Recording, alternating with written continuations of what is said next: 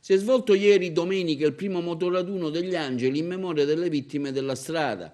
Giornata istituita dall'ONU in loro ricordo per non dimenticare quanto hanno perso la vita negli incidenti stradali.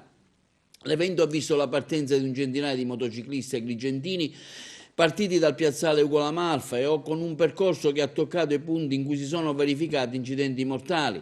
Quindi l'arrivo a chiesa in piano San Gregorio con la celebrazione di una Santa Messa e la benedizione dei caschi e della moto. Durante la cerimonia sono state ricordate anche le vittime di incidenti stradali, tra questi Salvatore Bartolomeo, Sofia Tedesco, Giuseppe Di Stefano e Valentina Benenati. Diciamo che nonostante il tempo sia stato quello che è, però è stato abbastanza clemente alla fine perché il motoraduno è partito ugualmente, i rappresentanti dei diversi gruppi sono stati molto partecipi e hanno fatto il giro, diciamo, che ora lascio dire qua al coadiutore dei gruppi, e adesso faremo la messa che ricorderemo appunto le vittime della strada sotto questo aspetto.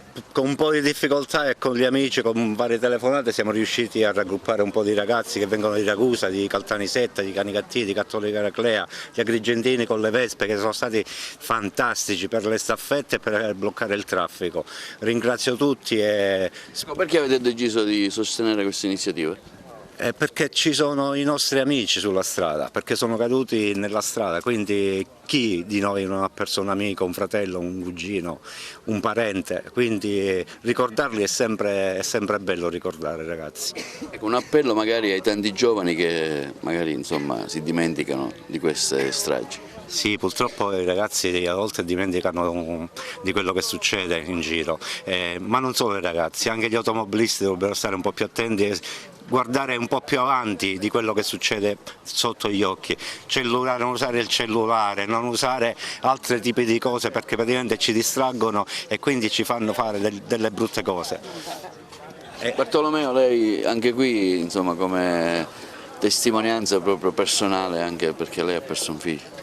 Sì, ho perso un figlio 3 anni fa, vittima della strada, e vogliamo che l'associazione familiari vittime della strada sia e cresca sempre di più affinché la gente si responsabilizzi alla guida di qualunque mezzo, affinché abbia meno distrazione, perché perdere un figlio è la cosa peggiore che possa esistere a una famiglia, ti distrugge completamente, e affinché queste cose non devono più succedere, noi facciamo un appello a tutte le persone che sono al volante di qualsiasi mezzo: stiamo con la testa sulle spalle. Oggi è proprio la giornata mondiale dell'ONU che ricorda le vittime della strada. Sì, oggi è la giornata mondiale dell'ONU perché non ci rendiamo conto della quantità di persone, di vittime, di gente che perde la propria vita per nulla, per pochissimi attimi, per una distrazione. Allora, l'appello è quello di stare sempre vigili quando si guida qualunque mezzo.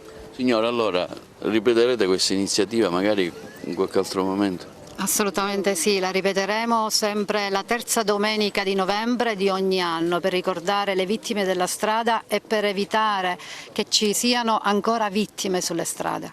Grazie.